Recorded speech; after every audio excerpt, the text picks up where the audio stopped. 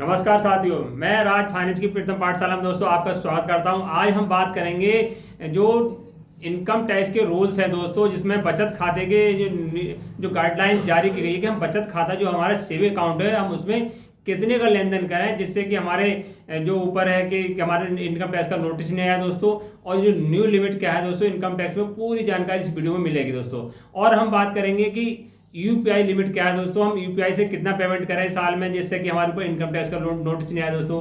और हम बात करेंगे इस वीडियो में कि एफडी की लिमिट क्या है दोस्तों, एक साल में हम कितनी की एफडी करें, एक फाइनेंशियल में कितनी एफडी करें। फाइनेंशियल मतलब कि 1 अप्रैल से लेके दोस्तों 1 अप्रैल से पूरा 31 मार्च तक लौट कर आते पूरा एक साल में हमारी कितनी लिमिट है यूपीआई की दोस्तों, या एफडी कितनी करें दोस्तों। और दूसरी बात, एक वित्त वर्ष में दोस्तों एक साल में हमारा जो बैंक में डिपॉजिट और विड्रॉल है दोस्तों कितना होना चाहिए, यानी कितने पैसे हम जमा कर सकते हैं एक साल में, कितने पैसे निकाल सकते हैं दोस्तों। लास्ट में हम वीडियो के इस बात करेंगे दोस्तों कि हमारा जो फाइनेंशियल है दोस्तों उसमें कि हम जो हमारा सेविंग अकाउंट है दोस्तों, सेविंग अकाउंट में हम कितने पैसे जमा कर सकते हैं दोस्तों। इन सारी बातों को दोस्तों इस वीडियो में डिस्कस करेंगे दोस्तों, क्योंकि आजकल क्या है कि इनकम टैक्स के या जो ईडी के दोस्तों छापे बहुत ज़्यादा पड़ रहे हैं। देखा होगा कभी किसी डॉक्टर के यहाँ या किसी के बिजनेसमैन के यहाँ पर दोस्तों ईडी ने छापा मार दिया, इनकम टैक्स का नोटिस आ गया दोस्तों। कभी कभी क्या होता है कि हम बहुत सारा लेन देन कर देते हैं, इस साल 2024 में लेन देन कर दिया और हमारे पास नोटिस नहीं आया। तो दोस्तों कभी कभी क्या होता है, नोटिस नहीं आता, 1 2 3 साल में नोटिस आ जाता है दोस्तों। अब ऐसे नोटिस आ गया दोस्तों, उसमें पेनल्टी बहुत तगड़ी पड़ती है। मान लो आपने 50 लाख तक का जो सेविंग अकाउंट में लेन देन कर दिया दोस्तों, तो आपके पास 300 गुना पेनल्टी पड़ जाती है दोस्तों, और 3 साल की कैद सजा भी हो जाती है दोस्तों। और उससे दोस्तों जब 50 लाख से ज़्यादा लेन देन है दोस्तों, उसमें भी बहुत सारे नियम कानून बना दिए गए दोस्तों कि 6 साल की सजा होगी दोस्तों। इन सारे डिस्कस करेंगे दोस्तों कि हम सेविंग अकाउंट से संबंधित दोस्तों, वो भी कैश डिपॉजिट और विड्रॉल दोस्तों। अगर मेरे चैनल पर आप नए हैं, चैनल को सब्सक्राइब कर देना दोस्तों, वीडियो को लाइक एंड शेयर कर देना दोस्तों।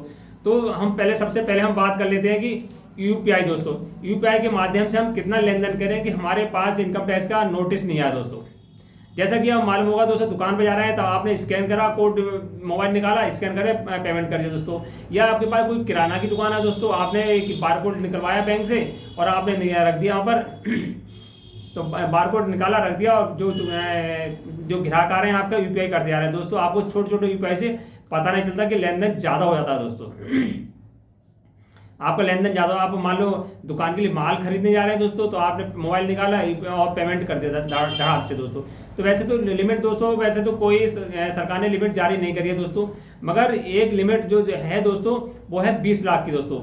यूपीआई में अगर पेमेंट करते हैं दोस्तों 20 लाख की, 20 लाख से आप रिसीव कर सकते हैं। 20 लाख से मान लो आपकी दुकान है, 20 लाख में 10 लाख रिसीव कर सकते हैं, 10 लाख आप पेमेंट किसी को कर सकते हैं दोस्तों।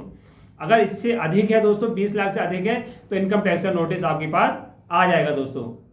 और इसका इनकम टैक्स नोटिस आया तो इसके लिए दोस्तों उन्होंने, सरकार ने नियम बना रखा है आरबीआई ने दोस्तों, और इसके इनकम टैक्स ने, कि आप जो आपका करंट अकाउंट है दोस्तों, अगर ज़्यादा आपका लेन देन है दोस्तों, सेविंग अकाउंट है दोस्तों, आपके पर्सनल यूज के लिए है, कोई व्यापार करने के लिए दोस्तों, तो आपको अगर ज़्यादा लेन देन करना है दोस्तों, उसके लिए क्या करना पड़ेगा, आपको एक करंट अकाउंट को खुलवाना पड़ेगा दोस्तों। करंट अकाउंट में क्या है दोस्तों, चाहे लेन देन चाहे 10 लाख का करिए, 20 लाख करिए, तो कोई भी लिमिट नहीं दोस्तों। चाहे आप बारकोड कितना स्कैन कराइए दोस्तों दुकान का, चाहे दुकान से माल खरीदिए या बेचिए दोस्तों, उसमें लिमिट है 50 लाख की दोस्तों।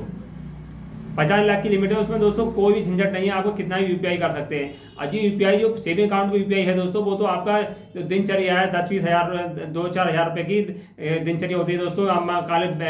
आपने बैंक ना जाके आपने मॉल में गए दोस्तों, अपना 1-2 हज़ार का अपना पर्सनल सामान लिया, घर का सामान लिया दोस्तों, यूपीआई कर दी दोस्तों, उसके लिए तो बढ़िया है। मगर ज़्यादा लेन देन के लिए क्या करते हैं ग्राहक दोस्तों, अपना यूपीआई को, बार कोड को अपने दुकान पर लगा देते हैं, उससे ज़्यादा लेन देन हो जाता है, फिर बाद में उन्हें पछताना पड़ता है दोस्तों। तो आप अगर यूपीआई करें दोस्तों, तो करंट अकाउंट या तो अपनी दुकान के नाम से खुलवा लीजिए या अपने नाम से खुलवा लीजिए दोस्तों, कोई भी झंझट नहीं है।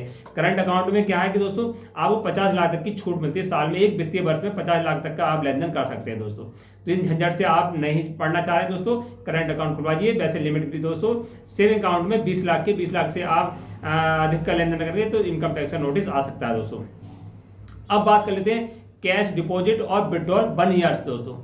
एक साल में कितने का हम कैश जमा कर सकते हैं एक साल में, और कितने का निकाल सकते हैं दोस्तों। वैसे तो सेविंग अकाउंट में लिमिट बनाई गई है 2024 में दोस्तों, कि एक फाइनेंशियल दोस्तों पूरी साल में 1 अप्रैल से लेकर 31 मार्च तक दोस्तों एक फाइनेंशियल ईयर में केवल 10 लाख रुपए नए जो नगद है दोस्तों कैश में जमा कर सकते हैं, 10 लाख ही निकाल सकते हैं दोस्तों।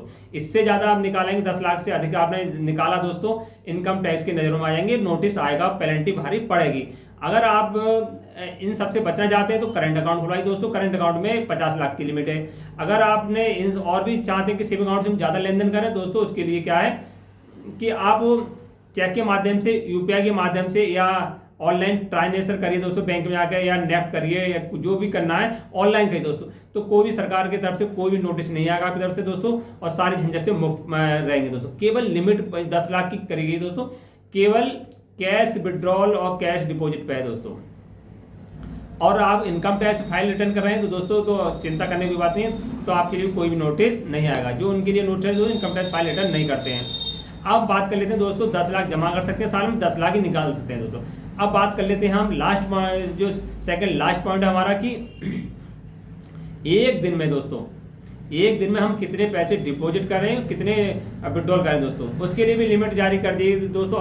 जो हमारे आयकर विभाग ने दोस्तों, एक दिन में केवल 2 लाख रुपए की आप जमा कर सकते हैं और 2 लाख भी जमा निकाल सकते हैं दोस्तों। ऐसा नहीं है कि आपके 5 अकाउंट है दोस्तों, मान लो आपके 5 अकाउंट है, एक अकाउंट में आप 1 लाख जमा कर दिए, दूसरे में 3 लाख, तीसरे में 4 लाख। आपके पास मान लो कि प्लॉट बिका, मकान बिका, तो आपने क्या काम करा कि हमने 1 लाख इसमें कर दी, 2 लाख दूसरे में, 3 लाख तीसरे, ऐसे 4 अकाउंट में 10 लाख जमा कर दिए। इसमें भी आप दोस्तों पकड़वाएंगे, आपको 10 लाख रुपए जमा करना है दोस्तों, तो एक ही दिन में 2 लाख और या 5 अकाउंट में अपने घर के परिवार के 5 अकाउंट 2 लाख जमा कर दिए। अपने अकाउंट से बचिए कि हम 10 लाख रुपए एक बार में जमा नहीं करें। 10 लाख रुपए आपने एक दिन में आपने जमा कर दिए दोस्तों, तो क्या हुआ, इनकम टैक्स का नोटिस आपके पास आना कंपलसरी है दोस्तों।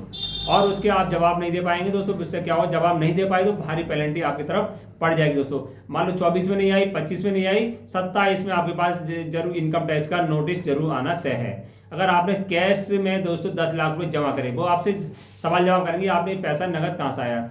अगर आपको चाहे 5 अकाउंट पे 6 अकाउंट पे, दो सारे अकाउंट क्या है दोस्तों, सारे अकाउंट हैं पैन कार्ड आधार कार्ड से लिंक है दोस्तों। जैसे कैश में आप जमा करेंगे 2 लाख से अधिक की रकम दोस्तों, तुरंत वो सूचना किसके पास, इनकम टैक्स के पास पहुंच जाएगी दोस्तों, और जिससे वो आपके कभी ना कभी भविष्य में आपके पास नोटिस आ जाएगा दोस्तों। अब बात करें अब निकालने की दोस्तों, कितने रुपए निकाल सकते हैं नगद, उसमें भी 2 लाख रुपए लिमिट है दोस्तों। 2 लाख रुपए एक दिन में 2 लाख रुपए निकाल सकते हैं। 2 लाख से आप 4 लाख भी निकाल लिए दोस्तों। अगर आपने सोचा कि 2 लाख एक बैंक से निकाल लिए, 2 लाख एक बैंक से निकाल लिए, उसमें भी पकड़ में आएंगे क्योंकि सारे अकाउंट दोस्तों लिंक है एक दूसरे से।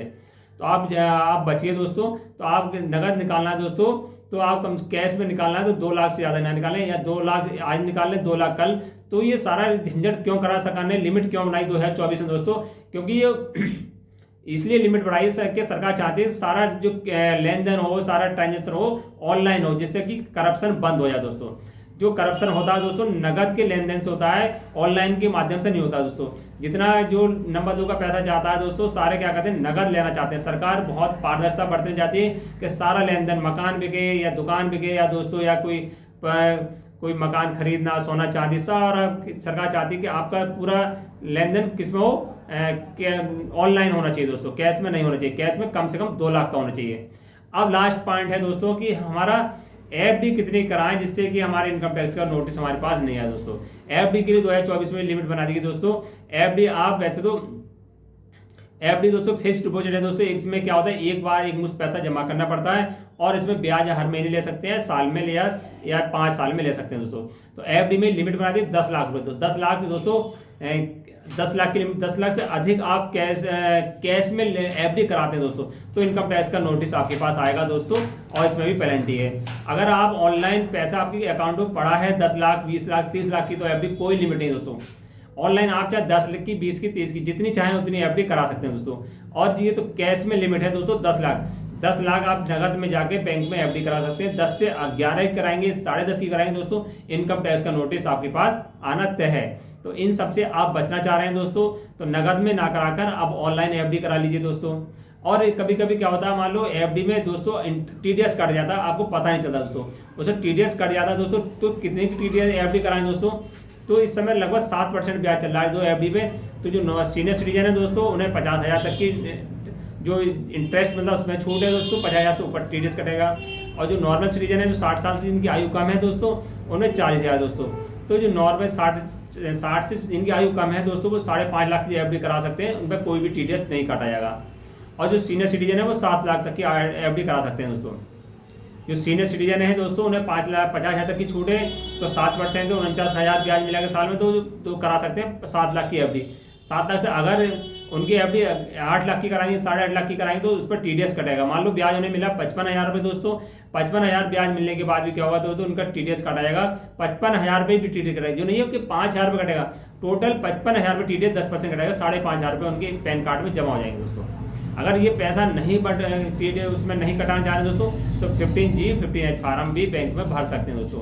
अगर ये भी नहीं भर रहे हैं दोस्तों, तो इनकम टैक्स फाइल रिटर्न कर दीजिए, तो पैसे जो कटा वो वापस आएगा दोस्तों। वीडियो अच्छी लगी हो दोस्तों, लाइक एंड शेयर कर देना, और चैनल को नए हो तो सब्सक्राइब। नमस्कार।